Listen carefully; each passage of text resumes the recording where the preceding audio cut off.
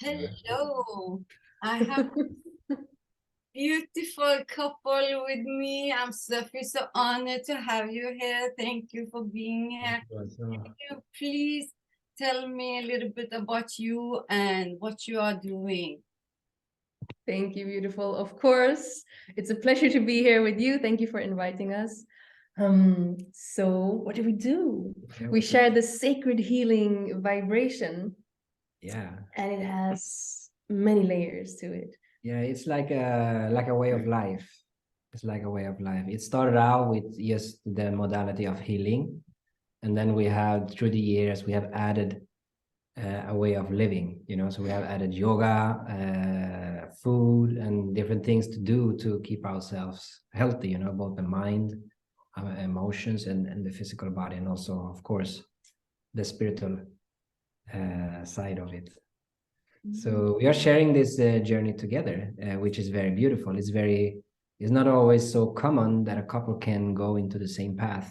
Always we can see, many times we can see like there is one part in the relation or it's like this. Often the woman is more intuitively open and going to the spiritual path, and you have the other part and not coming along. So we are very happy to share the path. It's like we are one in this path, but we have similar, how you say, things that we share with the world. So the concept we go by is like heal and transform. So how we can transform our mind, our way of living to live as healthy and good life as possible. And actually, I wanted to see how it started. Like first, what popped up was with your dad, but that's your part. So I'll just say the mantra that kind of like sucked us together is Tibetan mantra Mani Padme Hum.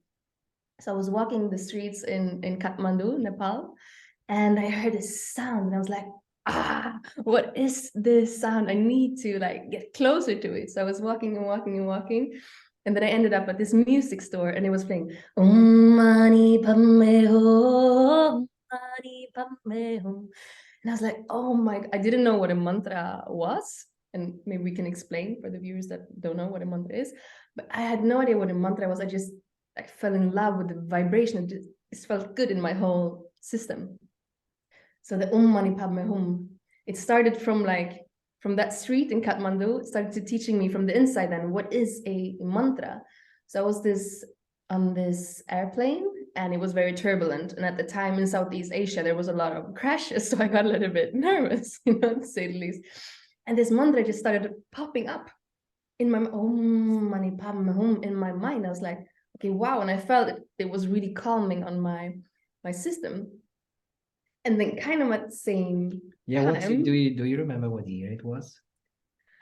So I graduated yoga teacher training in India 2014, I think. So it must have been before. Okay, that's very interesting because at the same time, more or less, I was having a very strong initiation into healing around the same time when my dad was struggling with cancer. And that time, when he was having this situation, I got also into this mantra Om Mani Padme Hum, exactly same song. So during that time when I went through, I started to heal him, and that's where the healing started for me. And he went away, he didn't survive, but during that time and even during the funeral, I was listening to this mantra. And then 3 months later, I went to Turkey and I even tattooed it. I don't know if you see it here, it's really upside down, but I even tattooed the Om Mani Padme Hum here. And that ended up being our mantra together. And we have done 2 songs with it. And this is a mantra for compassion. And this mantra also works with, jealousy, anger, greed, attachment, hatred, ego. It transforms those qualities which we all have inside of us into the positive, into the opposite. Counterpart. Yeah. So that was a very good start also because I didn't know so much about mantra at that time either. I was just feeling the vibration of it. And we were like on the same training ending up with mantras. And now mantra is like a daily big part of our lives, what we work with. So actually his father told him he should merge his music. He was like rapping and doing beats since many, many years, creating music. But his father told him, I don't know how late in the process of the cancer it was, but to merge the healing with the music. So he had already done that when we met.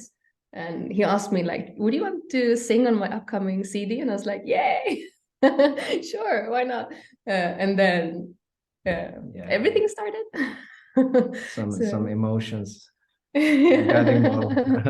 So for those of you who don't know what a mantra is, it's a tool to calm the mind, to still the mind, and to become the master of your mind, and to transform emotion, because emotions are energy in motion. So we can use that energy, if it's good or bad energy, to tune it. So the mantra is like a tuning fork for the energy of the emotion, so we can transform our mood and to still and calm the mind. Yeah, and to make it easy, it's like more if you listen to a nice song that you like. Let's say we put some Bob Marley on, most of the people will feel a good vibration, huh? Rastaman vibration. Yeah, people feel good, right? And the thing is with mantras is it has the divine vibration. So that divine vibration goes into your system. It goes into your mind, into your cells, into your DNA, and it transforms, because we have qualities of lower tendencies in our subconscious mind, right? In our thoughts, because thoughts are also vibrations. So when we do the mantra, we connect with the divine. So we come closer to God, actually. We come closer to the divine, if you want to call it universe, God, whatever, right? Source. Yeah. People have different names for the same thing, but the mantra does that. So that is so beautiful. And through all the masters that we have been through, and even the Sadhguru that we have in our life now, they always point out mantra is the most important thing. Like, and for those of you who are channeling or are listening to channelers, a mantra is like to channel. Like I was in university and I was having a lot of fun, but I didn't study to the tests. That one test, and it was like really advanced, like biochemistry and mathematics and environmental stuff. I was like, oh my God, how am I going to pass this test? So I just well, you have low battery. So I just tune into Saraswati. She's the goddess of creativity, of higher knowledge, intuition. And by tuning into Goddess Saraswati, I was just in this flow. The whole test, the whole exam, I was like, and I scored like the second highest score you can get on the test, just by tuning in. So it's like you channel. If you want to channel the goddess of knowledge and intuition, you can do that. So every mantra is not all, but many mantras are connected to like a goddess or that has certain qualities. So like Lakshmi, today is Friday, so ruled by Venus, and the ruler of Venus is Lakshmi. So it's the goddess of abundance and beauty, prosperity. So you can tune into that energy also with the mantra. So it's like channeling, but with a really, really old sacred syllable mantra. Thank you for sharing all this. I feel like enlightened, and this is not, I feel like a sponge and taking in. Yeah, and we can talk a lot. So sometimes you can just say, okay, now. You have to cut us with your questions if we go on too long. Just show us like. But I was reading something you have wrote about the pregnancy, and it got my attention. You use pregnancy in your work, and it has been healed. Can you please tell me something about that, if you want to share? Yeah.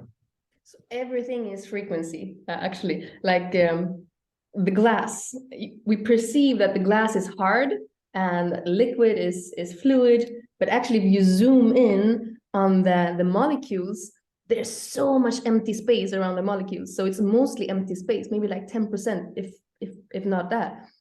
is actually the molecules. And then you zoom into the molecules, and again, there's just empty space and a tiny, tiny atom in the middle. And then you zoom in again on the atom. It's just energy swirling around, or something really small in the middle. So mostly everything is just empty space. And what holds this empty space together is frequency. And frequencies are wavelengths, something vibrating at a certain speed. Yeah, and our specialty is that we can tap into whatever frequency that we like and transmit it to other people.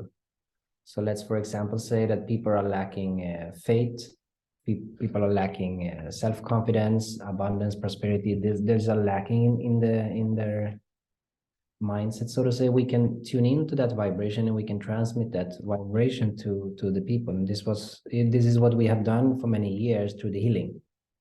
So we can do this by, how you say, remote or by distance as well, because as we know that we are all one, right? We can understand it by intellect, at least.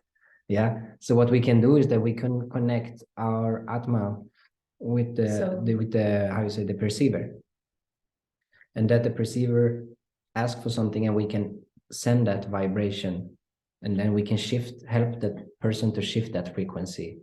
But also people also needs to have this, they have to have this goal to change as well, because we are not people who can change the destiny and karmas for people. We are not in that position, but we can put a vibration into them that they can recognize this vibration and sustain. Yes, but what also is very important is that people start to do practice every day, with the mind, with how we think, with how we, with meditation, with practice. This is very, very important. But we have always been like very high on energies, with frequencies. We find it very inspirational. So we're having the devices of ourselves, of course, and then we use different devices. We have a frequency wand that we use food, we use supplements.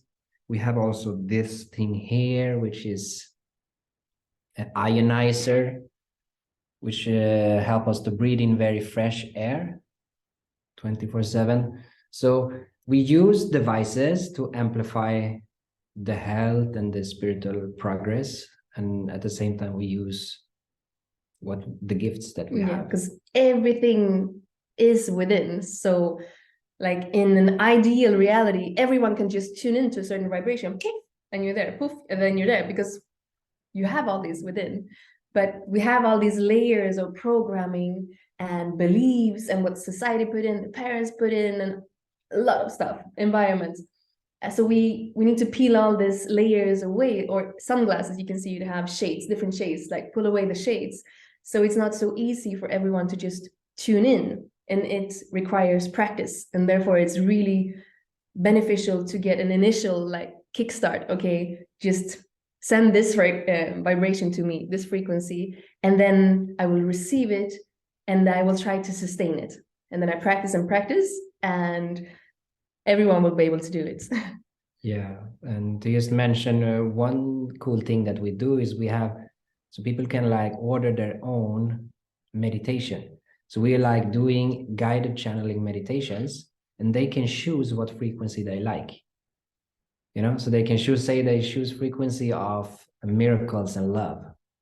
And then we will channel a meditation with healing of that frequency to the person, so we tune into the person's frequency and we see what they need, and then we channel something out to them. So this is another way that we work. And then of course there's a mantra that is with love. Yeah. Clean, that will be added to the meditation, of course. Yeah, so that's so lovely. Thank you. And just to go away from pregnancy and all these things, and it's actually included in all of this, but I just want to ask what you do daily to have your mental health in shape. Yeah, that's a really good question. So we can just continue where we were. So let's say I send you a distance healing. Well, I'm not the sender, I'm just a vehicle that is going through me, but I'm sending you the healing. And in order for you to get a profound change in your life, and just not forget about it next week. Maybe you, like, it can cure diseases, it can change your mood, it can do so many things, miracles, but you cannot guarantee that anything at all will happen. But let's say something really miracle happens, and in order for you to keep that energy of the miracle, you need to have a practice, a daily practice, to sustain your high energy and to really integrate this change into your system, like your physical body. Because many times when we send healing, we do it on the astral plane, and if there is a disconnection between your physical body and your astral body, you're going to get a change in your astral body and it will affect your life. But it's a whole nother level if the channel is clear from your physical and your astral. You will truly see a change in your whole system. Yeah. So to keep that up, what we recommend is what we do. We have a daily practice of meditation. So meditation is the most important thing. Before I thought the asanas, the yoga asanas was the most important thing. But then I realized, okay, I was so pregnant, I couldn't do the asana. It was just like, but what I could do, I could actually sit and put my attention inwards, calm my system, focusing on the breath and just going beyond the breath and just using a mantra to get into the state so I could drift into meditation. So the most important thing is to keep a daily practice of meditation. And many people think like, I'm just going to lie down and listen to a guided meditation, and they think they're meditation. I'm sorry to say, you're not meditating. It's a really good preparatory exercise to use your mind to follow the directions. But as long as you're getting something from outside, you're not in meditation. So meditation is a state of being, like sleeping, waking, dream, and then you have meditation. And the thing you have to pause before you end up in meditation is concentration. So you have to be able to keep focus. Like if you can't keep focus, you're not going to end up in meditation. So we highly encourage everyone to have personal practice of meditation. And of course, you can take the help of guided meditations first. We also offer guidance meditations. It's not we have anything against that, but to take from your guided meditation and actually establish your own practice where you don't have any external impressions. Yeah, so that's what we are doing. We are having routines, right? We're having routines that we are doing our spiritual practice. So it exists of something called Atma Kriya Yoga. So it's a series that we got from our master Paramahamsa Vishwananda, and Kriya Yoga is one of the fastest way for spiritual evolution. So there's a series of mudra, pranayamas, meditation techniques to burn karma and to find your Atma, yourself, and then find God. Okay, so this is what we do. And then we do a series of physical exercises. So physical exercises to keep the body healthy. Okay, because if the body is not healthy, how are you going to have concentration? It's going to be difficult, right? Because you have a little bit aching here. You cannot sit, you have pain in your spine, and the spine needs to be very straight, right? If it does like what she's saying, laying down is not meditation, because we have this posture where we are sitting like this. You can see, you can even have the pyramid shape, how you sit. You can see the geometry, the sacred geometry is in this posture. So there is science and evidence how this affects the fluid of the spiritual energy in the spine, which is very, very important. So what we do is we do exercises for the mind, for our emotions, for the physical body, and for the spiritual evolution. So we do this daily. And also we add supplements for the food. We do, and also what food we eat. Yes, the water. Of course, we have water, which is a very high quality, which we activate with the terahertz frequencies. We have the Kangen machine, which brings us a very high quality pH level. Because what we have to know is that what we put into our mouth, it goes into our mind. Okay, so that's also, we are vegetarians because of spiritual reasons, of healthy reasons, you know. And also the aspect that, like, if you get your energy directly from the sun, as the vegetables do, is a really clean source energy. So if you get your energy from somebody who eats the plants, it's second-hand or like third-hand energy. So you want to get your energy as close to the source of the sun as possible, and it will give you the highest prana, the highest life force energy. And speaking of energy and the food, like yesterday we were walking into a store here in our village, and the energy there was like not so pleasant. So we take the groceries home, and what we do before we put them together with the other stuff we have to eat at home is that we put our hands over the food and change the energetical structure of the food. Because otherwise you will, when you eat the food, if you're at the restaurant and you eat the food and the chef was really angry or really sad, if you're sensitive, you're going to feel the anger and the sadness in your food. So at the same time, when you take your groceries home, bless them. And if you don't know how to send healing, or it doesn't matter, just with your intention, look at your food and like, wow, thank you, I appreciate you. Thank you, thank you. I'm sorry, please forgive me. Whatever beautiful words you can say to your food. And at the same time, before you eat, like if you don't have any food, like the monks up in Himalaya, they will, whatever food people give them, that's what they eat. Basically, they would be vegetarians, but if they get a hamburger, they will eat a hamburger. So at the same time, if you don't have access to good food, bless your food before you eat it. It will make a huge difference, like how your body will react and how you will feel after eating that food. Yeah, so just to sum it to put it together really close is that we do spiritual exercises. We do exercises for the mind, and we do things for the care of the body. This is like our routine, and this helps us to have the vibration high, to keep it simple, right?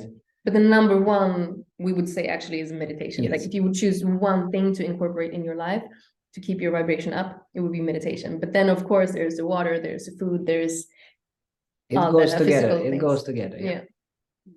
Thank you. So beautiful. So beautiful.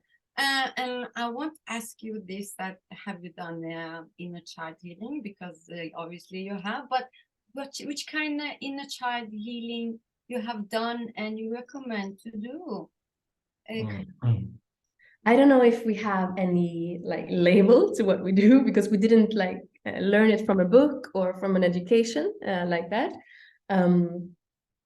But we work with forgiveness. So, so it doesn't matter what parts of your childhood were traumatic. Like there's always something to forgive.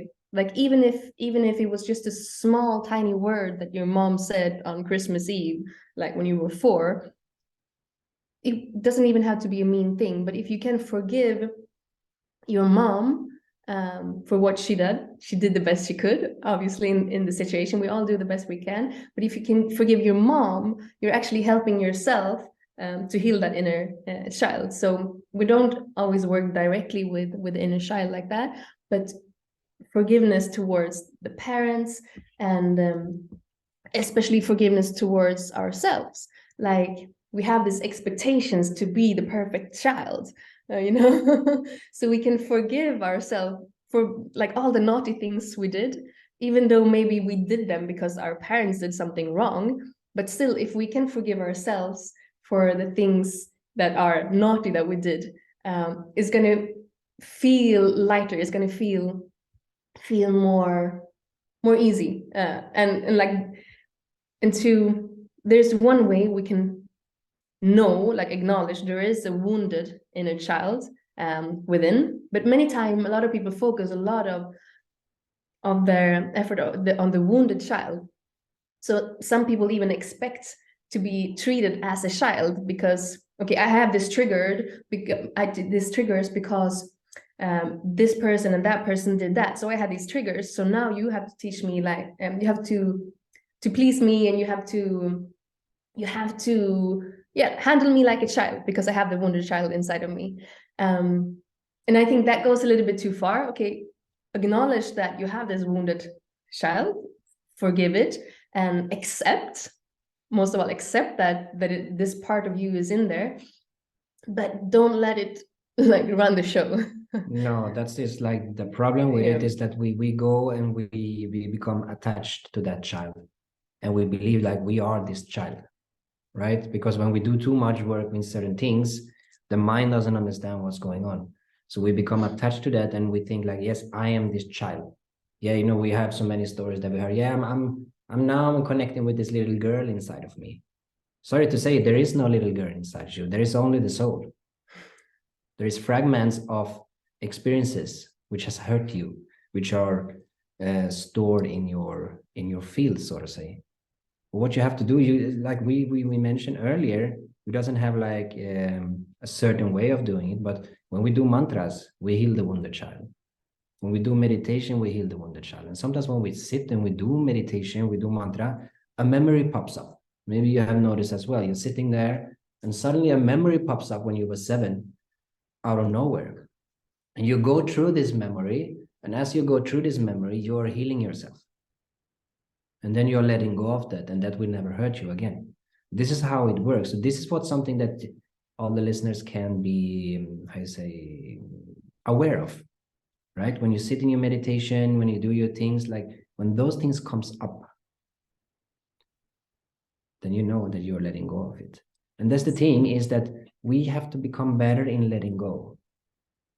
Because if we cannot let go and we focus too much, like she said, then we become attached to it and we believe still that we are this child.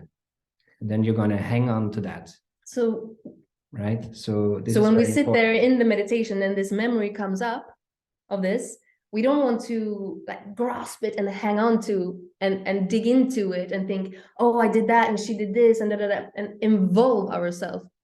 Just observe it like a witness, like feel the emotions, feel everything that comes through, welcome it in and welcome it out. Don't start to involve. When you sit in meditation, you want to keep being in the present moment. Just allow whatever comes through to come through, and when it passes, it passes.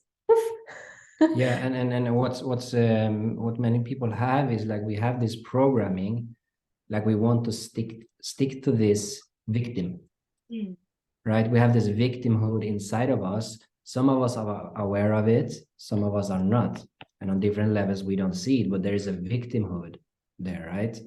And when these things comes up, we don't want to let go, right? Because we still want to be this victim, because we identify ourselves with this victim. And that's oftentimes unconsciously then. Yeah, and that's the ego at its best, right? The ego is totally there, fully present as something that you are not. But you want to be this, right? And this is very, very important to know and to transform this. Yeah. Otherwise, we cannot become free. Just one more thing. We've spoken about the wounded child, like healing the wounded child. Many people say just the inner child, but as I see the inner child, we can tune into our inner child, and it doesn't have to be somebody that was wounded. You can tune in to the happy child within. Like if you tune into the child version of you, like you stay in the present moment, you're playful, you're joking around. You can choose into the happy little child as well, the happy inner child. And you can choose, tune into yourself when you're like grandmother, Kara vida ne vasinidasi or kritagadas. Like tune into your grandmother. There's like, it's not only the wounded child. Yeah, and remember what also was in the Bible, what Jesus said. To enter my kingdom of God, you have to become like a child. And that's the meaning, is like be in the present moment. So be childish, be childish, be in this present moment, because then you can enter the divine.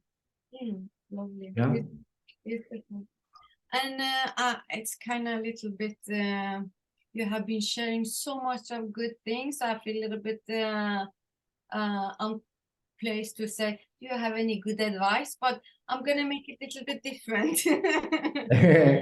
You have a good advice for someone new in this journey? Someone brand new, like have no clue of where to start and what to do to start. Yeah, let me start. So What happens when we are born? We start to breathe, right? That's the first thing. Start with the breath. Start with connecting yourself with the breath and with the breathing, right? You start to do long, deep breaths because the mind and the breath are connected. So when we start to breathe, we can also start to connect with this present moment. And from there on, you can see what inspires you. You know, may it be meditation, may it be yoga, may it be mantra, may it be some kind of healing. Start with that and go with your intuition and what comes from the heart. Never listen to the mind. Always listen to the heart and start with the breath because that can bring you into this peaceful environment within. Yeah. So do you have anything to add? Or you It was perfectly said, actually. It's an honor to have you on board, and I feel Beautiful talking to you. honored to be the one to share your energy on my side. So I just want to say thank you so much for joining me. Thank you so much for want to inspire people on my side too. So I'm so grateful for that. So Yeah. thank you. Thank you Thank so you. much. Thank Thank you so you. much.